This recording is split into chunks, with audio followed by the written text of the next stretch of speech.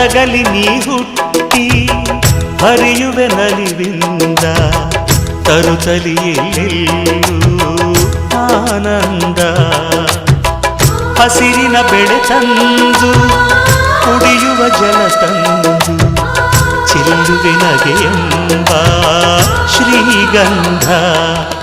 ಧುಮುಕುತ ವೇಗದ ಜಲಪಾತದಲ್ಲಿ ವಿದ್ಯುತ್ ನೀಡುವೆ, ಬಯಲಲಿ ಕಾಡಲಿ ಕಲಕಲ ಹರಿಯುತ ನಾಟ್ಯವ ಮಾಡುವೆ.